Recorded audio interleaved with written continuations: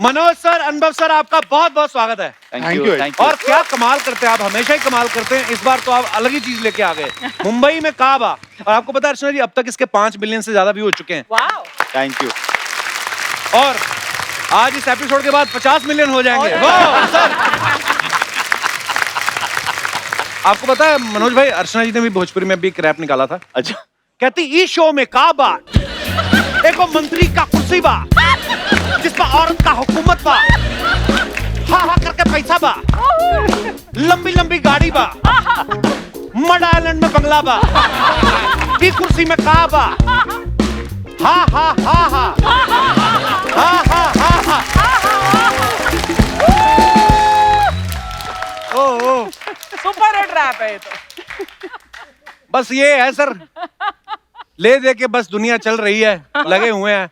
पर सर आप तो और भी शार्प होके आए हो आज। हाँ, बहुत। कसम से ऐसा लगता है रेजर से छील के आए हो पूरी बॉडी आप। इतने शार्प लग रहे हैं ना, इतने हैंडसम लग रहे हैं, क्या बात है। अच्छा, मनोज सर ने ये रैप गाया तो है ही, उसमें अभिनय भी किया है, तो मास्टर है जी। और अनुभव सर ने इस वीडियो को जो है वो डायरेक्ट किया है। अच्छा अनुभव सर, आपको मनोज सर की गायकी पे पूरा भरोसा था ना। या और कोई मान नहीं रहा था? कोई नहीं मान रहा था। मैंने कहा मनोज को बताता हूँ। और मनोज बहुत समय से मुझे बोल रहा था मुझे गाना गाना है, गाना गाना है। अच्छा, तो मैंने कहा अच्छा तू गा। Very good sir. अब बहुत ढेर सारी बातें करेंगे, आइए आपका बहुत बहुत स्वागत है, विराजमान हो जाइए। अच्छा, 26 साल की दोस्ती है मनोज सर की और अनुभव सर की। वाह, मतलब इनकी मियां बीवी जैसा वाला रिलेशन है। ओ गॉड। जैसे आपकी परमीत सर की 26 साल हो गए, हाँ। लेकिन एल्बम आपका भी एक ही है शादी का। और इनका भी एक ही एल्बम आया है साथ में, मतलब कोई और फिल्म नहीं की। तो सर आपने 26 साल बाद काम किया है, कोई किसी पॉलिसी की मैच्योर होने का वेट कर रहे थे आप? वो भी म्यूजिक वीडियो। हाँ, वो भी म्यूजिक वीडियो देखो। हाँ, उसके पहले जैसे 10 बना चुका। तुम बिन, हाँ तुम बिन जो है हाँ वो बेसिकली मेरी तरफ इशारा था, तुम बिन। हाँ।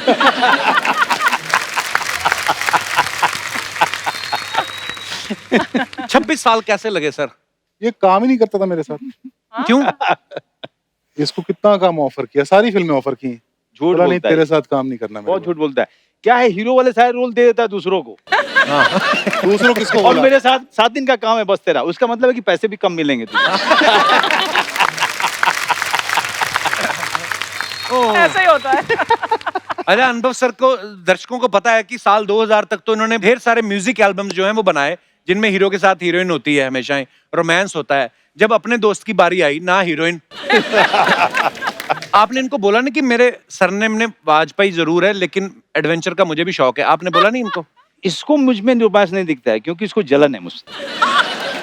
I understand sir. और जलन खोरी ऐसी चीज है कि जो हर इंसान के अंदर होती है, उसको किसी और से जलन नहीं होती है, अपने खास जो बगल वाला दोस्त है उससे बहुत जलन होती है। ये 100% की बात कही है आपने। मैं आपको बताऊं, ये ऐसा आदमी है जो अपने घर में सिंगल मॉल्ट अगर मंगाएगा अमेरिका से कोई, हाँ, तो दिखाएगा जरूर, अच्छा। लेकिन वापस अलमारी में रख देगा।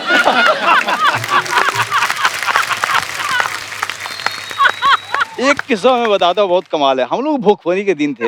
हाँ हाँ, हमने भुखमरी देखी है साथ में। तो मतलब इसका- एक रोटी। ये हमसे ज्यादा अच्छा करता था क्योंकि ये चीफ असिस्टेंट डायरेक्टर हो चुका था उस समय, अब इंडिपेंडेंट होने की सोच रहा था, तो कुछ इधर उधर बाहर के काम भी करता था। इसके पास में एक 1 बेडरूम अपार्टमेंट था, हमारे ठीक बगल में ही इसकी बिल्डिंग थी, तो हम घूमते फिरते कभी कभी चले जाया करते थे। इसकी बहन जो है बहुत अच्छा खाना बनाती है, तो वो कहती थी कि मनोज भैया आ जाओ, आज मैं ये बना रही हूँ, मैं कभी चला गया। शाम को एक बार गया मैं, तो इसने वो सिंगल मॉल्ट की ना एकदम विदेशी हाँ, वो सामने रखी। तुझे पता है कहाँ की है ये? मैंने कहाँ की है? ये बहुत महंगी है।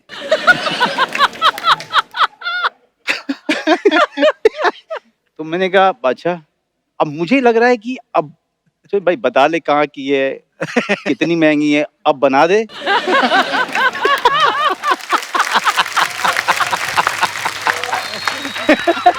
उसने जो है ये कहता है कि लेकिन क्या है कि ये कभी कभी पी जाती है। हाँ।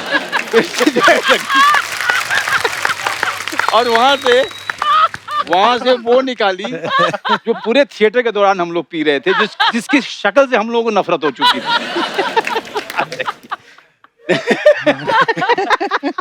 भाई साहब क्या कहना चाहेंगे, आप पे संगीन आरोप लग रहे हैं। इतना दिखा के रख लेते, या तो आप दिखाओ मत। वो मैं प्रॉब्लम ये थी ना कि हम लोग ना, कि हमने दिल्ली में हमने बहुत बुरा वक्त देखा था साथ में। खाना नहीं मिलता था, से आगे बात नहीं बढ़ती थी। 40 रुपए की बोतल आती थी उसमें, 40 के 60 रुपए की आती थी। मिलिट्री कैंटीन से लेके आते थे। हाँ। तो उसके बाद मैं बॉम्बे पहले आ गया, मैं पहले पैसे कमाने लग गया। सिंगल मॉल्ट का इसने नाम भी नहीं सुना था, मैं तब पीने लग गया था। हाँ। तो मैंने कहा इसको अगर दे दूंगा ना तो इसको ना चढ़ेगी, इसको लगेगा ये क्या शरबत सा पिला दिया। तो इसकी भलाई के लिए नहीं पिलाई है ना। हाँ, तो आदत ठर्रे वाली, वैसे कड़क दारू सस्ती वाली, तो वो मैं रखता था इसके लिए मंगा के हमेशा। लेकिन कहीं ना कहीं इसकी बात सच है।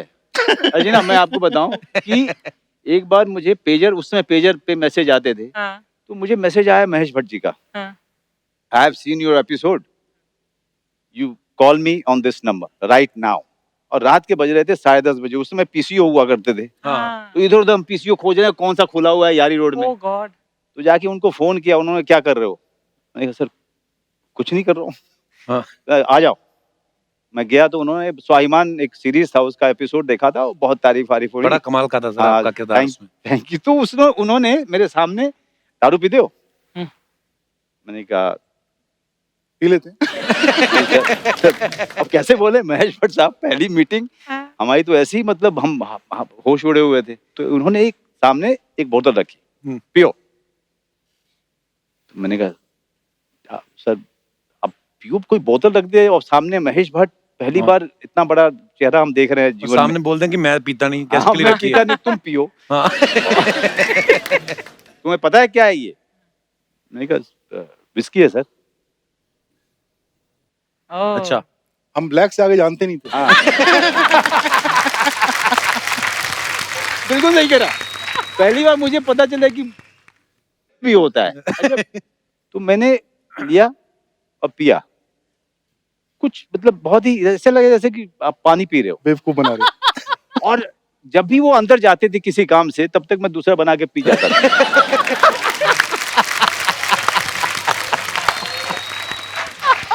और मुझे लगा कुछ होगा नहीं। 1 घंटे के बाद मुझे 4 महेश भट्ट साहब दिखाई दे रहे हैं। 40 मिनट के बाद मुझे महेश भट्ट साहब समझ ही नहीं आ रहा था कि ये वाले सही वाले हैं, ये वाले सही, या ये तो गलत वाले की पिक्चर साइन करके लौटा है। ओह, पर अब तो आपने इनसे जो वीडियो के पैसे लिए, उनसे आप इनको गिफ्ट कर दो एक। नहीं दिया नहीं है अभी तक। तो दोस्ती का है बात की पैसे देने पड़े तो अगर पैसा नहीं देना तो 26 साल पहले काम करवा लेते ना। 26 साल पहले भी यही किया था। वो 26 साल पहले मेरा पहला सीरियल शिकस्त नाम था। हाँ। तो मनोज को कास्ट किया गया और मनोज का वो गूंगा कैरेक्टर था, बोलता नहीं था। तो एक दिन मैं पहुंचा, 2-4 एपिसोड शूट हो चुके थे, तो मेरे प्रोड्यूसर ने बताया कि मनोज ने सीरियल छोड़ दिया। तो मैंने कहा क्यों छोड़ दिया? अच्छा, मोबाइल फोन नहीं आए थे, तो ऐसा नहीं था कि फोन किया और फौरन पूछ लिया। हाँ। तो मैंने क्या हुआ, बोले नहीं हुआ, कोई जैसे झगड़ा हुआ। मुझे इंप्रेशन ये दिया कि बदतमीजी करके वो चला गया। ओह। तो मैंने कहा यार ये आदमी पता नहीं क्या आदमी है। फिर मैं इसको ढूंढ रहा हूँ, मिले ही ना, फोन कहाँ होते नहीं थे, कहाँ मिलेगा। हाँ। तो फाइनली रात को इसका फोन आया और मनोज रो रहा था गुस्से में, और मतलब गालियां ऐसी कि बाप रे बाप, और मुझे नहीं, प्रोड्यूसर को।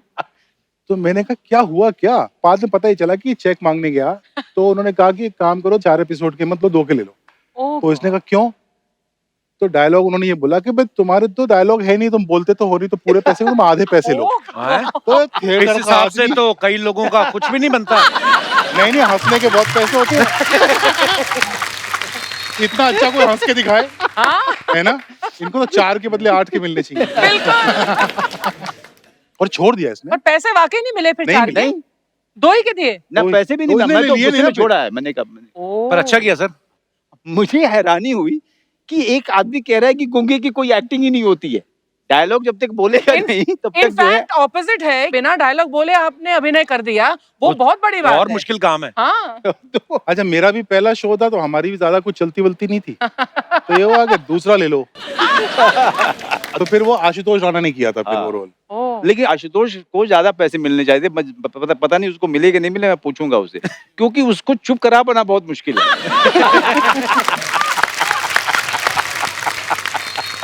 मेरे साथ भी सोन चिरैया के प्रमोशन के लिए आशुतोष गए और एक ऐसे इंटरव्यूअर के सामने बैठे जो अंग्रेजी के अलावा कुछ नहीं जानते। ओह। अब हिंदी में जब ये जवाब दे रहा था तो उनको सिर्फ पहला शब्द समझ में आता था और लास्ट का है समझ में आता था, उसके अलावा कुछ नहीं।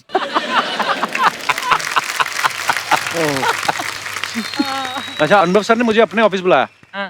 बुला के मुझे कहते बैठो, चाय वाय पिला के पूछते क्या करना चाहते हो। मैं कहा मैं काम। और बाद में मुझे ऑफर भी नहीं किया आपने। सर मैं जानना नहीं चाहता हूँ। नहीं, आप आए थे, मतलब ये क्या हुआ, Kapil had just become very big. हाँ।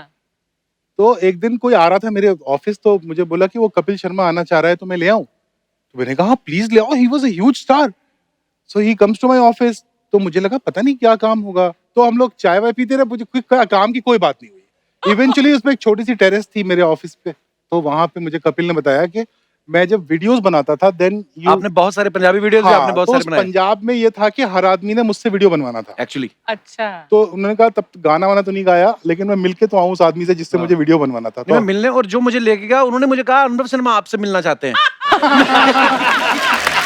ओ इसलिए वैसे सर आप दोनों एक साथ पहली बार कब मिले थे? हम लोग मिले होंगे 89-90 में। हाँ। अच्छा तो मैं एक्चुअली मनोज का असिस्टेंट था। अच्छा। हाँ, मनोज एक थिएटर वर्कशॉप कर रहा था और मुझे पता था कि मुझे इस दुनिया में कुछ करना है। हमारे तो डायरेक्टर वगैरह कुछ पता नहीं होता था ना कि हम बन सकते हैं। तो ये फिर इसने कहा तू आजा मेरे साथ, इसको भी एक फ्री वाला, उसके तो बदले ले रहा हूँ मैं आज।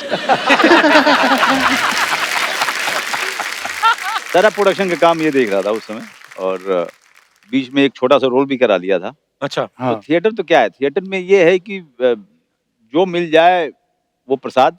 हाँ। मतलब वैसा Okay. वाला पूरा किस्सा होता उसका है। आपने म्यूजिक भी भी थिएटर किया किया, उसका म्यूजिक भी किया था मैंने। म्यूजिक भी किया था। हाँ। हाँ। तो वो एक समय था जब ये आया था, लेकिन ये बहुत जल्दी इसको बात समझ में आ गई थी, ये यहाँ पे ज्यादा समय तक नहीं रह सकता। ये गरीबों हाँ। की जगह है। ये जो है ये यहाँ रहा तो जो भुखमरी के दिन है वो एक्सटेंड होते रहेंगे। हमारी एक दोपहर है वहां पे मंडी हाउस में, बंगाली मार्केट में, नाथूस करके, वो छोले भटूरे बड़े हाँ। अच्छे मिलते हैं। वो हाँ, आज छोले भटूरे 130 के हैं, तो उस जमाने में तो मेरे ख्याल से 30-35 रुपए के रहे होंगे। वाह। तो हमारे पास उतने पैसे भी नहीं होते थे। ओह, तो फिर? एक दिन लंच में हम घूम रहे हैं, हमारे पास खाने को पैसा नहीं, भूख लगी बुरी तरह। तो हम 5-6 दोस्त नाथू में गए और वहां लंच चल रहा था और बैठने की जगह नहीं, और यहाँ से वो छोले भटूरे लेके जा रहा है, यहाँ से पूरी लेके जा रहा है, और हम थोड़ी देर खड़े रहे वहां पे और सूंघा पूरे खाने को, हाँ। और फिर वहां से हम लोग निकल गए। खाना अंदर संभाल लिया आपने। खाना सूंघ के चले आए। इसीलिए ये जब पैसे कमाना शुरू हुआ तो इसका वजन समझ ही नहीं आया कि रोके कैसे।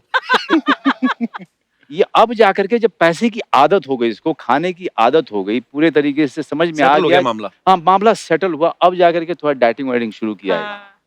वरना तब की भूख अब तक चल रही अब थी, तक चल रही 30 साल तक। मेरे साथ में हुआ था। मैं स्वाभिमान सीरीज जब कर रहा था तो पैसे पहली बार आने शुरू हुए। मेरे बचपन का ये बहुत बड़ा ख्वाब था कि मेरे पास पैसे आएंगे तो मैं बहुत सारा कोल्ड ड्रिंक पीऊंगा।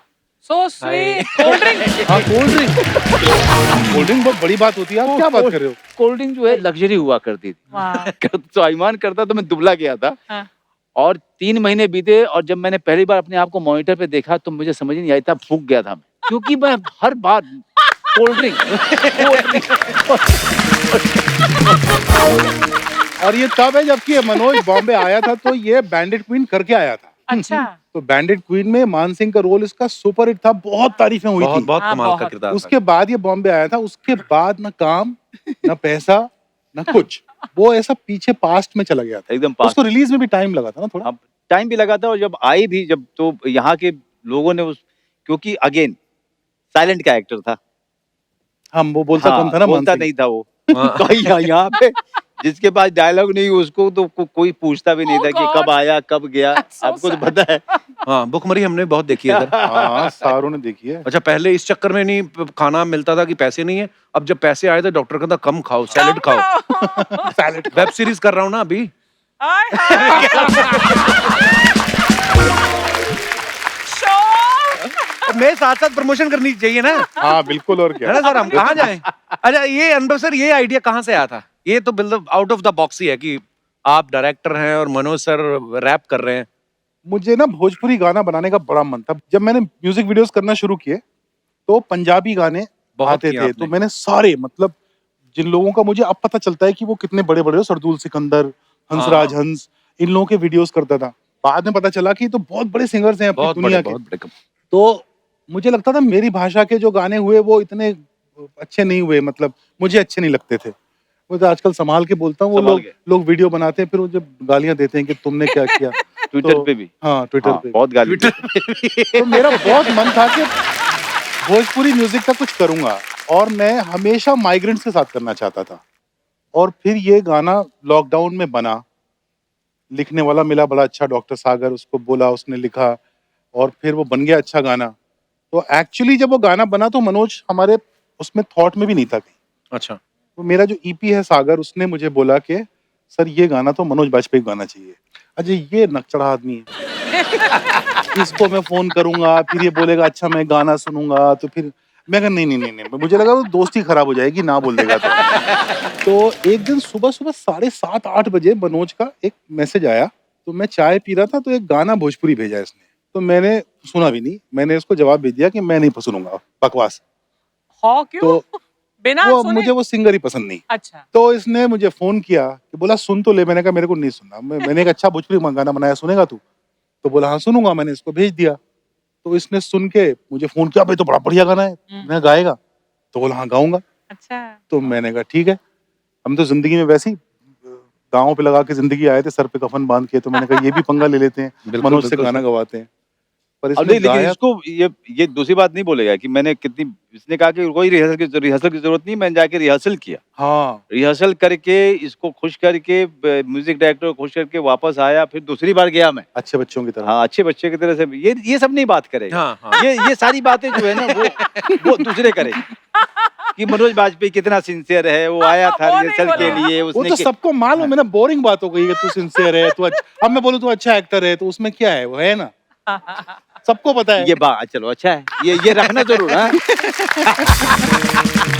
ये होता झूठा है, पर आदमी है। ये बात आपकी भी बिल्कुल सही है। कई बार ना कोई आदमी इस लेवल पे पहुंच जाता है, मनोज सर जैसे आप हमारी इंडस्ट्री के one of the finest actor हैं, Absolutely. तो अब ना आपके सामने बोलने में कभी कभी झिझक होती है कि सर आप बड़े कमाल के एक्टर हैं। ऐसा लगेगा यार वो बोलेंगे हाँ हूँ। हाँ इनसे एक बात पूछी आज 10 लोगों के सामने, और पूरी पब्लिक देखे, क्या? कितने बार मैंने इनको फोन किया है इसकी पिक्चर देख के और कहा है कि I am proud that I know you. हाँ, ये करता है, ये कम से कम 20 फोन है। ट्विटर पे करता है। अबे फोन किए हैं। मतलब क्या होता है, मनोज को उस समय से देखा है जब मनोज के पास काम नहीं था, खाने के पैसे हमारे पास नहीं थे। उसके बाद मनोज बम्बई आया, मनोज ने इतना नाम कमाया, फिर आप एक फिल्म देख रहे हैं थिएटर में बैठ के, और आपके चारों तरफ लोग बैठ के मनोज की तारीफ कर रहे हैं। हाँ। उनको नहीं पता कि आप मनोज को जानते हैं। तो इतनी अच्छी फीलिंग होती है कि पूरा हिंदुस्तान मनोज की एक्टिंग की तारीफ करता है। अच्छा, अनुभव सर का ये कहना है, बहुत बार इन्होंने इंटरव्यू में बोला कि यार एक्टिंग जो है वो मेरा काम नहीं है, मुझे नहीं आती, लेकिन उसके बावजूद इनको बड़े बड़े कास्टिंग डायरेक्टर जो है वो ऑफर करते रहते हैं। ऐसा कुछ नहीं, 1-2 बार हुआ है, हाँ, ज्यादा नहीं। तो शो भी चलाना है ना, अच्छा, उस शो। हिसाब से हाँ, बड़ा मुझे प्यार। अक्सर मुझे फोन आते रहते हैं। एक आध बार तो मैंने मना किया, तो वो बच्चन साहब को दिया गया वो रोल। शो चलाना है ना भाई।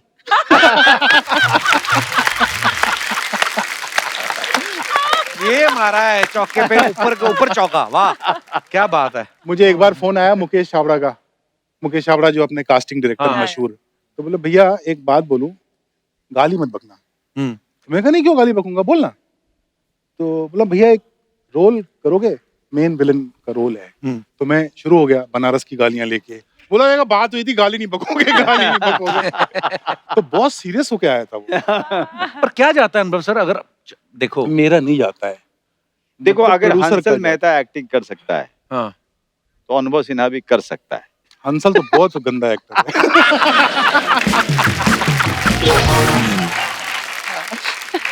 अभी बापू सुनेगा भड़क जाएगा। नहीं पर जरा अब जैसे अब दुकान चल रही है अच्छी, हाँ। तो गल्ले पे किसी को बिठा के हम्म। खुद जाके एक आध काम कर भी आओ तो बुरा क्या है। नहीं, वो मार बहुत पड़ती है अगर गंदा काम करो ना, तो इतने प्यार से आज मिल रहे हो, नहीं मिलोगे। दूसरी दुकान तो कभी नहीं खोलनी चाहिए। हाँ। मैं मेरा अपना एक्सपीरियंस है। मेरे बेतिया शहर में अर्चना, हाँ।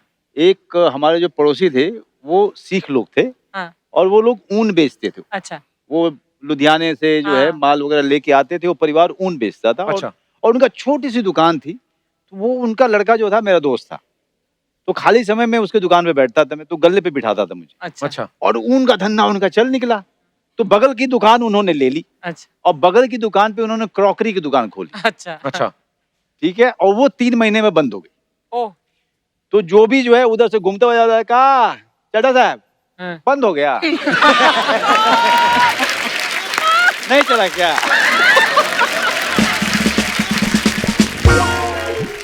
दुनिया बड़ा तमाशा देखती इसलिए है। अपना काम करो, खुश रहो जितना थोड़ा बहुत बिल्कुल। आता है। एक दुकान जो चल रही है उसको छोड़ के दूसरी मत खोलो। हाँ। ये लोग मुझसे कहते हैं कि डायरेक्शन क्यों नहीं करते हो। पता चला कि अगर ये डायरेक्शन वाला नहीं हुआ कुछ, हाँ। तो ये वाला भी बंद हो जाएगा। हाँ, that's तो true. आप क्या कहते हैं, वेब सीरीज का क्या करूं मैं अभी जो आई? अच्छा, मैंने ट्विटर पे एक और चीज देखी अनुभव सर के ना, अगर कोई अभद्र भाषा का प्रयोग करता है, ये उसको ये क्या बोलते हैं, नहीं ये नहीं करते, ये बोलते हैं मैं तुम्हें गाली नहीं दूंगा, लेकिन अगर तुमको सीखनी है तो मेरे को बनारसी गालियां बहुत आती हैं। बनारसी साड़ियां तो मैंने बड़ी सुनी है। ये गालियाँ क्या होती हैं? मतलब ये जो आप लोगों को बोलते हैं कि मैं धमकी आपको सिखा सकता हूँ, सो ये कोई 3 ईयर डिग्री कोर्स है या 3 मंथ का कोई क्रैश कोर्स भी है? क्रैश कोर्स भी है, लेकिन अगर से लंबा पूरा 3 साल का मेरे साथ करेंगे, हाँ। तो मैं आपको ऐसा एक्सपर्ट कर दूंगा, कोई आपको गाली नहीं बकेगा, बोलेगा इसको मत बकना। आप कभी बनारस गए हो? बनारस गया, प्ले करने गए थे हम तो लोग। एक ही शहर है हाँ। जहाँ पर भगवान शिव को लोग आशीर्वाद देते हैं। अच्छा। हाँ, वो उनको अपने घर का मानते हैं। वाह। उनके त्रिशूल पे टिका हुआ है शहर हाँ, बनारस, तो वो कहते ऐसा हैं। ऐसी मान्यता है। तो एक बार क्या हुआ कि मेरी बहनों की शादी हुई पड़ी थी, तो मेरा जाना आना काफी होता था उधर।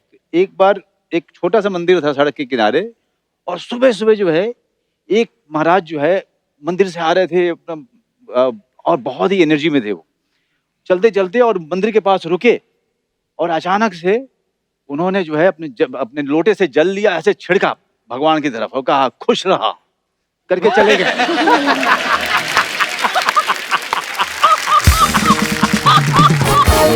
लेकिन बनारस अपने आप में हमेशा कहता हूँ कि हर किसी को बनारस जाना चाहिए। क्या और शहर है। बनारस में जाके 10 दिन आप कुछ मत करो, सिर्फ आप वहाँ के लोगों को देखो। वहाँ पे लोग जिंदगी को इतना सेलिब्रेट करते हैं बनारसी, बहुत ही ब्यूटीफुल शहर है वाकई, इसमें बहुत ही कोई ब्यूटीफुल है, बहुत ही कमाल। एक बार लस्सी के लिए रुके हम लोग, तो मैं गाड़ी में बैठा था, और वो जो लोकल लोग थे वो लस्सी ले रहे थे। मैंने कहा यार इस दुकान से मुझे लस्सी चाहिए, यहाँ की लस्सी बहुत अच्छी होती है। तो गए, और वहां से चिल्ला के बोलता है लस्सी वाला, अरे कौन ससुर है, कौन आए हैं?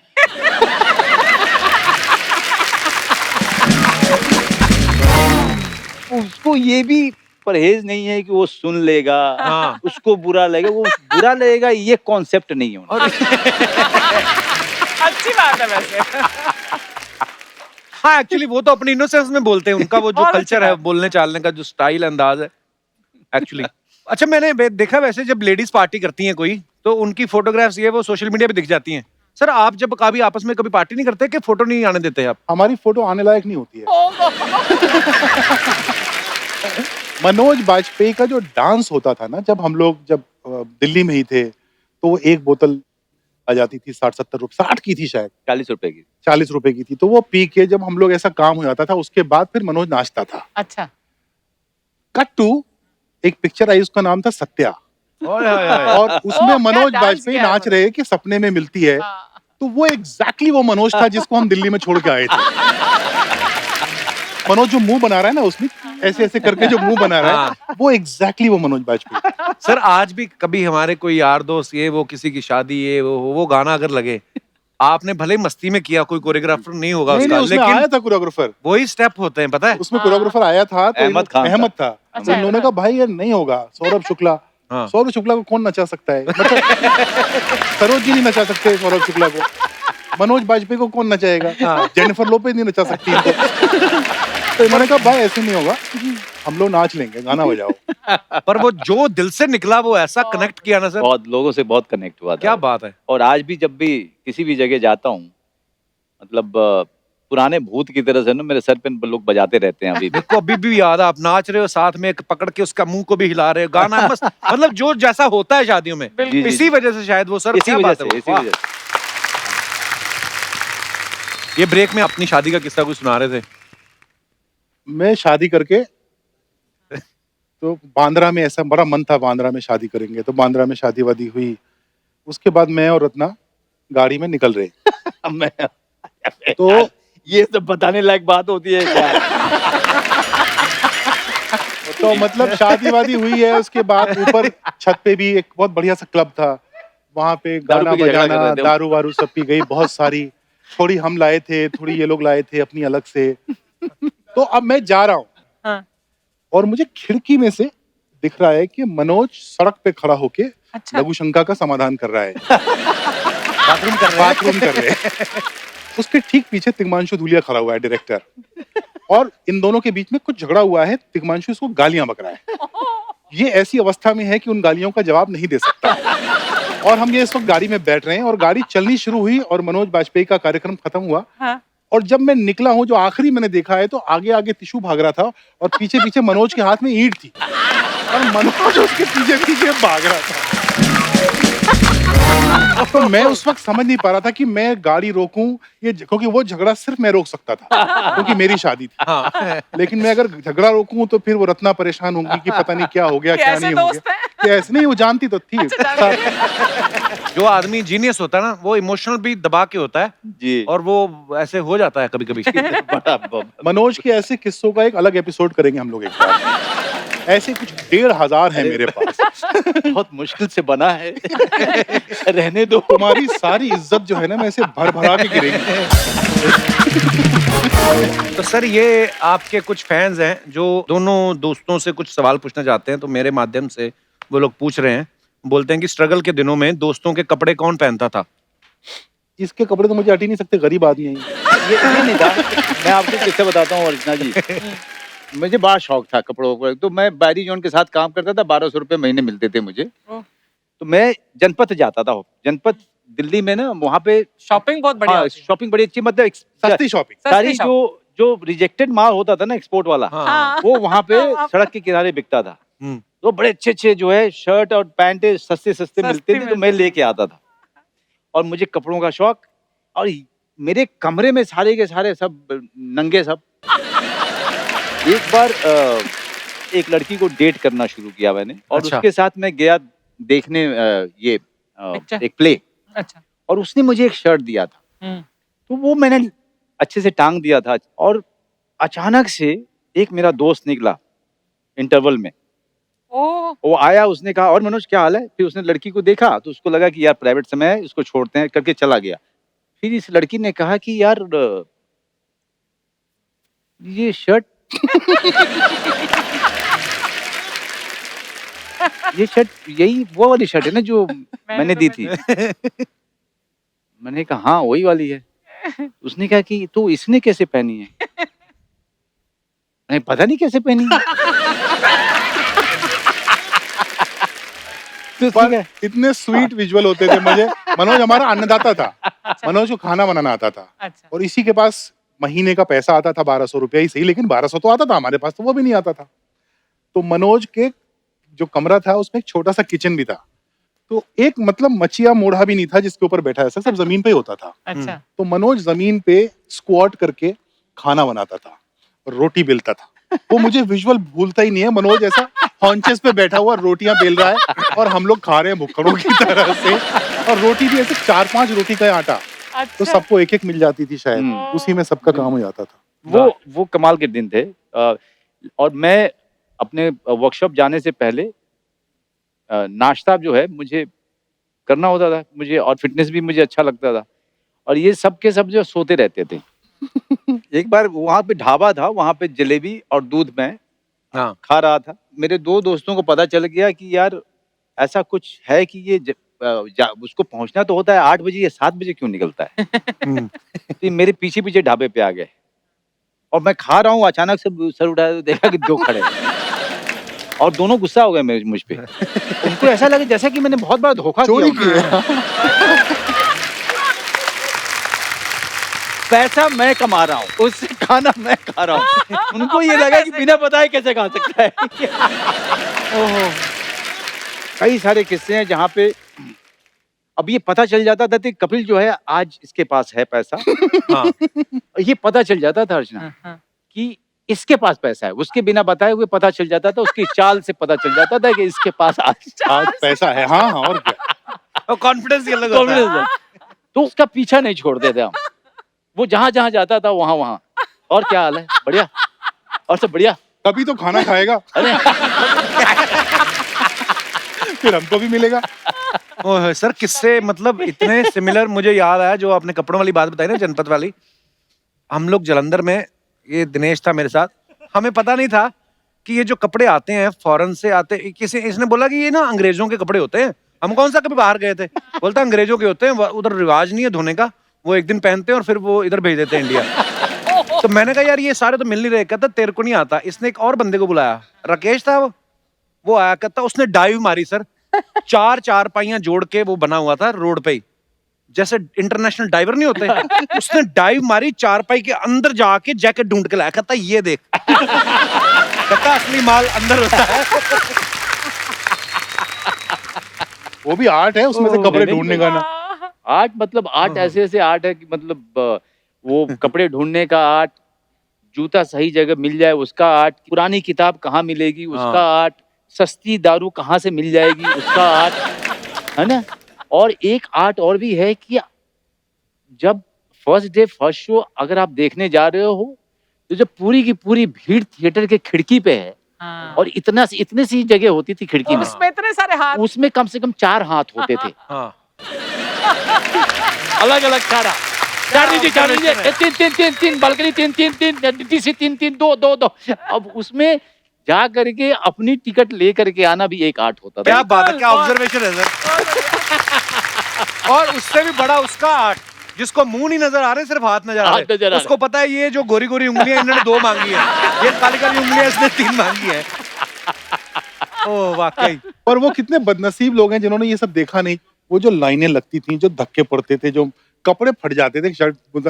हम लोग जो फैन थे ना मिस्टर बच्चन के या ऐसा संजू के, तो फिर जब संजू को समझ नहीं आता था, मैं संजू के साथ पिक्चर कर रहा था, मैं उसके घर में बैठ के उसके साथ विस्की पीता था, उसको पता ही नहीं था मैंने लाइन लगा लगा के टिकटें ली थी उसके लिए।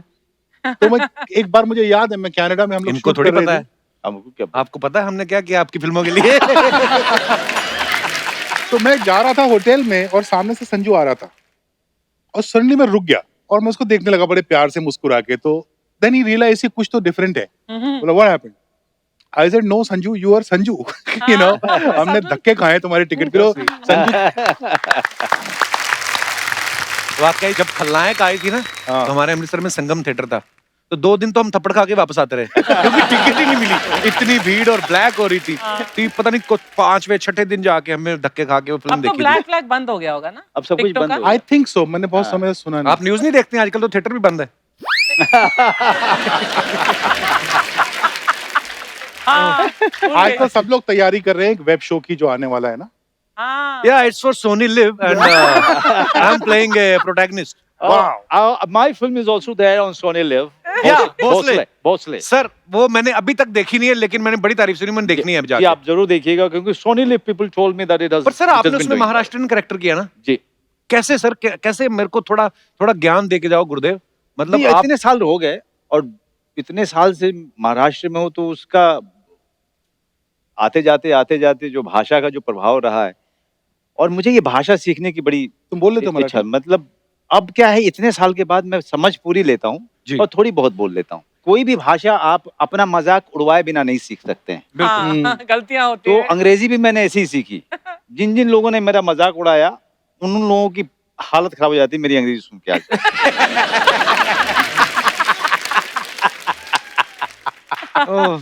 मनोज हम लोग के बीच पहला आदमी था, पेरिस जाके आया था बॉस, और थिएटर करने गया था। हाँ, प्ले पेरिस में होते थे? फ्रेंच में थे, नाटक किया सर वहाँ पे। हमारे तो मैक्सिमम दिल्ली तक ही हुए। लुधियाना, जलंधर। अच्छा, पहली बार मैं हवाई जहाज में ही चढ़ा एयर फ्रांस में, ओह, और जब ट्रॉली पे वो अल्कोहल लेके आती है ना मोहतरमा, हाँ, तो सामने से आई तो पहले तो पिया ही नहीं मैंने। हाँ। मुझे लगा कि पैसे लगेंगे। हाँ।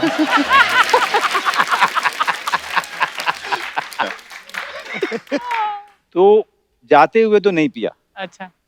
और पता भी नहीं चला कि भाई इसके पैसे नहीं देने होते हैं। हाँ।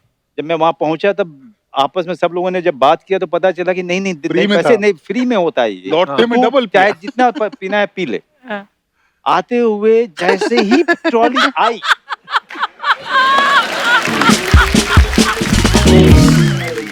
ट्रॉली आई दो, टूट पड़े। ट्रॉली इधर से आई दो, फिर ट्रॉली गई दो और वापस बोल के दो। हेलो टू उसके बाद 1 साल के लिए दारू बैन हो गई थी फ्लाइट्स पे, क्योंकि मनोज आया था वापस।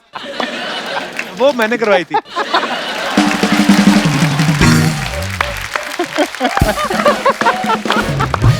पर सर देखिए, यारी दोस्ती में बातें झगड़े जो स्कूल में कॉलेज में होते हैं राइट। और सारी दुनिया के होते हैं, ऐसा नहीं है कि अब हम लोग क्या है थोड़ा पॉपुलर हो गए, पर अब मैं समझ गया हूँ चीजें कि लोगों का काम है आपके बारे में खबरें बनाना, आप अच्छा काम करते रहो। जिंदगी ये में बहुत सीखा अच्छी है। बात कही आपने। बिल्कुल, देखिए बिल्कुल। आपके ऊपर में खबर आ रही है, इसका मतलब आप बहुत बड़े हो चुके वाह। ये होता है जब कोई तजुर्बेकार एक्टर डायरेक्टर बैठे हुए हैं जो रेंग रेंग के यहाँ तक पहुंचे हैं। इतने सारे मजेदार किस्से हैं, दूसरी इतनी बार फ्लाइट पे कैसे बैठा वो तो पूछो। हैं। दूसरी बार फ्लाइट में इसलिए बिठवा। फैंस आपके सवाल रहने दो। हाँ आप दूसरी अपने बार सुनाओ। फ्लाइट में इसने बिठवा था। उस समय फ्लाइट चला करती थी मोदी लुफ्त, अच्छा मोदी लोग। और मोदी लुफ्त सबसे मतलब बढ़िया क्वालिटी के उसके जो उसमें है दारू air- हाँ। अच्छा, इसीलिए बढ़िया। एक कुछ 2-4 साल का दौर था। हाँ। और इसने जो है मुझे फोन किया कि तू फोन भी कैसा, हाँ। ऐसा नहीं कि इनका कोई मोबाइल फोन, हाँ। ना नहीं नीचे मकान मालिक, मकान किराएदार मालिक जो है ऊपर। और मकान मालिक, हम लोग बरसाती में रहते थे। पीपी नंबर जो होता था। नहीं तो हाँ। नीचे ग्राउंड फ्लोर पे उसका फोन था और जाली होती थी, जाली जब दूसरे पे जाली ताकि वो सनलाइट आए, फिर उससे जाली, तो बरसाती पे हम लोग हैं तो इधर से आवाज आती थी तो उस बाप ने बोला मनोज, तो बीच में जो है बेटे ने सुना मनोज को बुला रहे हैं, ओ मनोज, तो उसने बोला, तो बात वहां तक पहुंची। हाँ फोन कौन आया। आया? तो हम लोग नीचे जाते थे, तो नीचे पहुंचे तो इसका फोन आया था कि भाई बम्बे से, भाई तू अभी आ सकता है क्या, तेरे लिए एक रोल है, उसके लिए मैंने बोला है। हाँ। पंकज पराशर के सीरीज में मेन रोल, हीरो का रोल। अच्छा, मैंने कहा मेरी कैसे भी आऊंगा? हिमाकत देखो, देख तेरा विजनरी था तू। है ना।